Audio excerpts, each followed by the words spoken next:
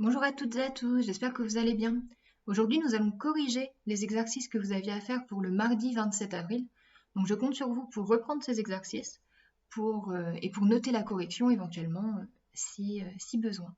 Donc, le premier exercice, il vous demandait de légender un dessin en associant un matériau à sa famille de matériaux. Rappelez-vous, dans le cours, à la fin du grand 1, on a noté un bilan où on parlait de 4 catégories de matériaux qu'on va retrouver dans les noms qu'on vous donne juste ici. Donc tout d'abord les métaux. Les métaux, on a dit que c'était des matériaux durs et brillants qui conduisaient bien l'électricité et la chaleur, c'est-à-dire qu'ils laissent passer l'électricité et la chaleur. Ensuite, on avait les matières minérales. Matières minérales, c'est-à-dire qu'elles sont issues du monde inanimé. Ça va être tout ce qui va être les pierres, le sable, les roches, etc. Le verre, ici, c'est une matière minérale. Ici, dans l'exercice, ils l'ont compté à part. Mais le verre, c'est fait à partir de sable, c'est bien une matière minérale. Ensuite, on a les matières plastiques. Donc les matières plastiques, c'est des matières synthétiques, c'est-à-dire qu'elles sont créées par l'homme. En effet, un plastique, ça n'est pas naturel, vous n'allez jamais en trouver dans la nature, enfin, c'est pas la nature qui les crée. Par contre, les matières organiques, elles sont naturelles, c'est-à-dire que les êtres vivants les produisent. Alors, on va maintenant associer chaque numéro à sa famille de matériaux. Donc tout d'abord, on a la tour Eiffel. La tour Eiffel, il faut savoir qu'elle est en fer. En fait, si vous regardez sur Wikipédia, on vous dit qu'elle est en fer. Et le fer, c'est un métal. Donc, la réponse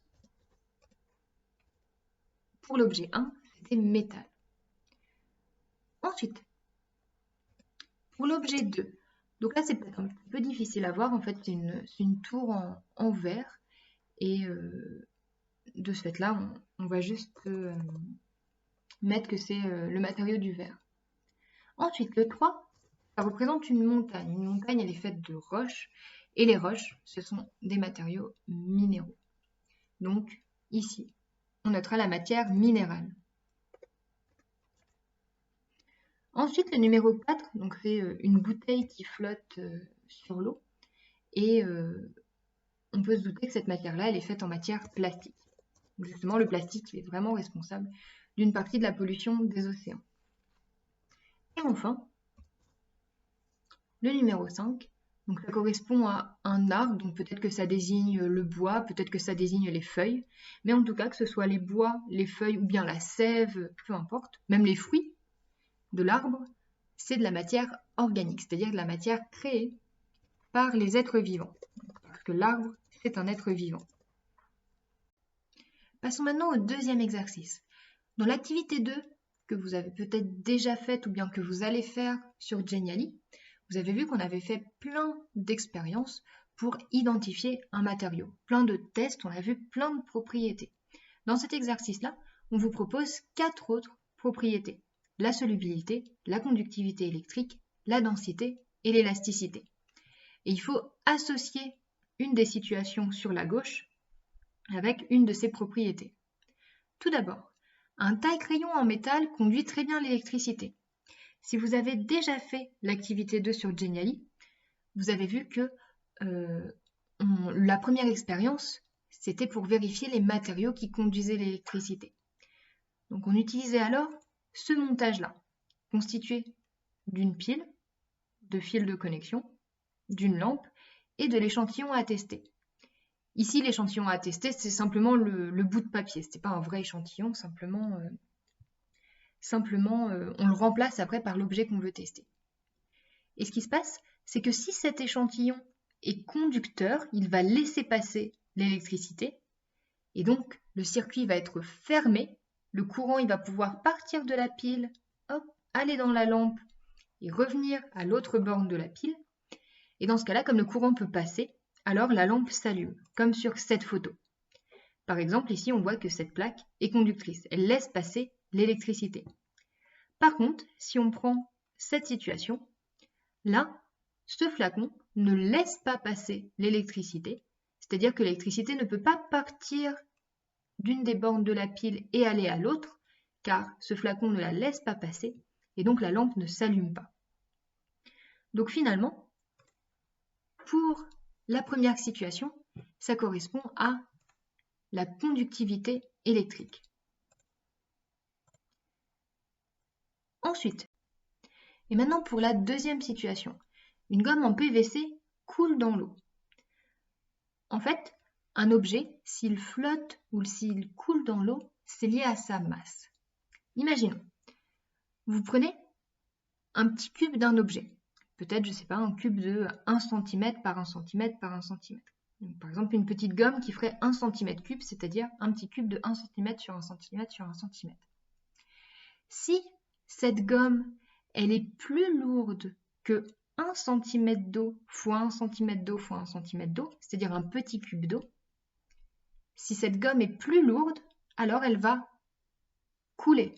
Elle est plus lourde que l'eau, pour les mêmes dimensions, pour la même taille, et donc elle va couler.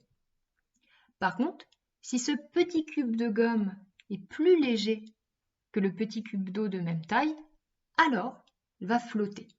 C'est la même chose qu'avec l'huile et le vinaigre, par exemple, ou bien l'huile et l'eau. Restons sur l'huile et l'eau. Donc, l'huile, si vous prenez par exemple une petite quantité d'huile et que vous la pesez, elle est plus légère que la même quantité, le même volume d'eau. Et donc, l'huile flotte sur l'eau. Elle ne se mélange pas, c'est ce qu'on verra dans le prochain exercice, mais l'huile va flotter sur l'eau. Et donc ça, c'est ce qui s'appelle la densité. Ensuite, troisième situation, un peu de sel disparaît quand on le mélange avec de l'eau. Donc ça, vous le verrez l'année prochaine, c'est ce qui s'appelle la dissolution. C'est-à-dire que vous pouvez dissoudre un solide dans un liquide. Et ça, c'est lié à la solubilité. Solubilité, c'est-à-dire que vous pouvez dissoudre un solide dans un liquide. Et enfin, donc dernière situation avec la pâte à modeler, quand on déforme de la pâte à modeler, elle ne reprend pas sa forme initiale. Donc là, par élimination, ça va être l'élasticité. Et ce qu'on peut se demander, c'est que la pâte à modeler, effectivement, si vous en faites, je ne sais pas, par exemple un boudin, et bien, quand vous la lâchez, ça va rester un boudin.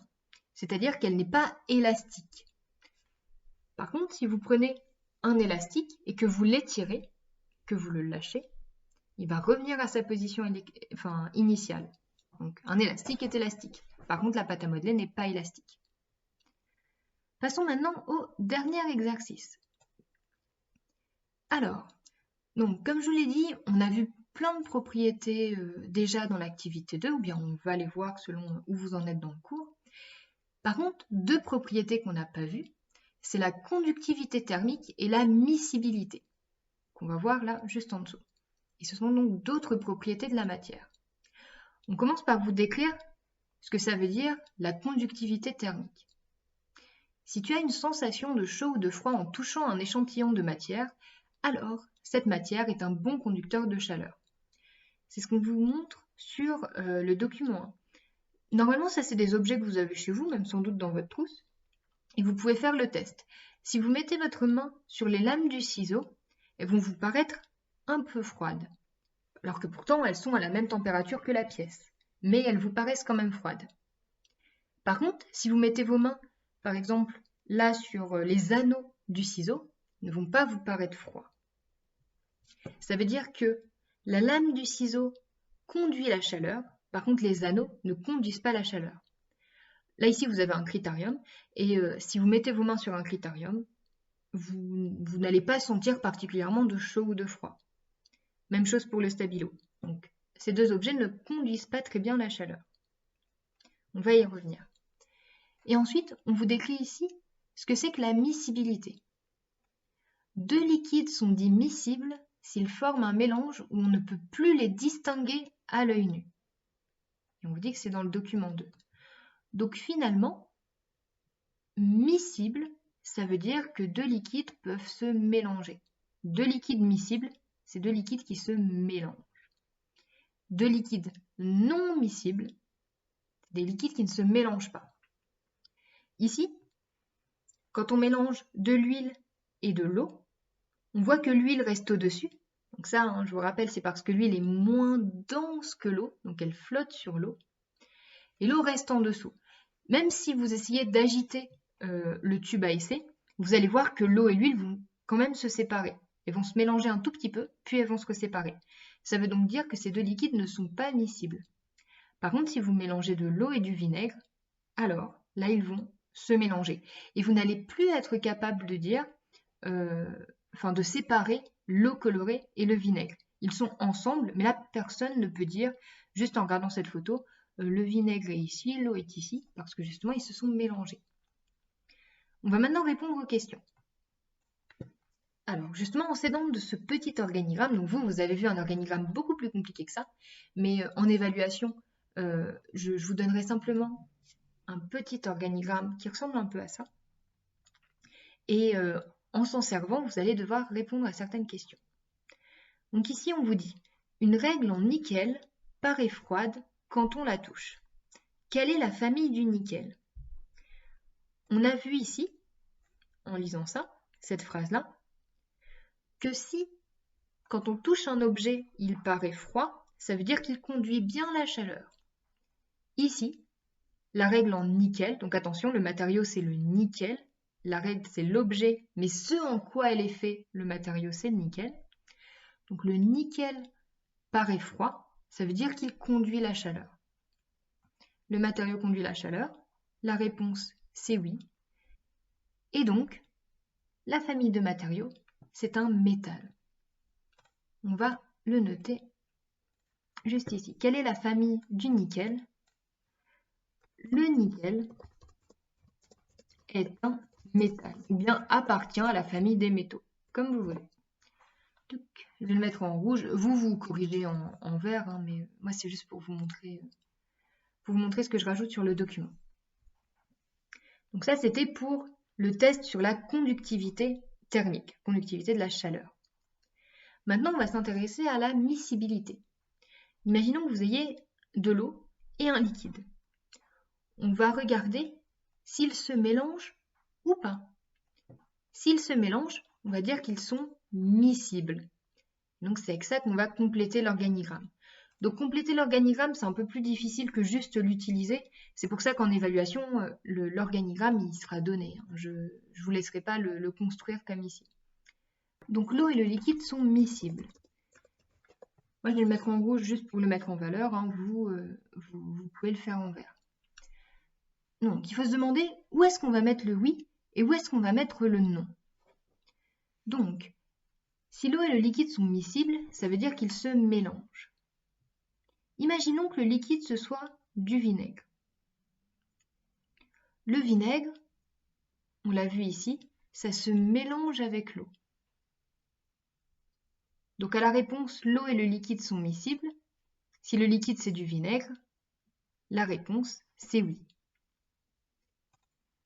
Donc c'est ce qu'on va compléter sur les pointilles.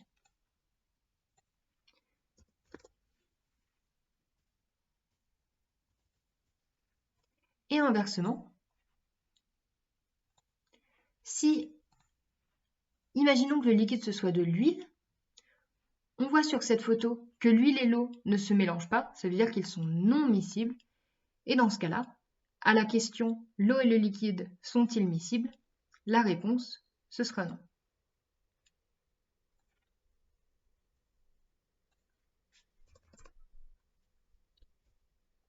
Voilà. Donc là, ici, comme je vous disais, hein, c'est un peu plus compliqué de compléter les organigrammes plutôt que de seulement les utiliser. Vous n'aurez pas à faire en évaluation, mais c'est quand même important de savoir le faire parce que ça aide à comprendre comment former un organigramme. Donc sur ce, n'hésitez pas à me poser une question par Pronote ou bien dans les commentaires si vous avez besoin. Et je vous souhaite une très bonne journée. Au revoir.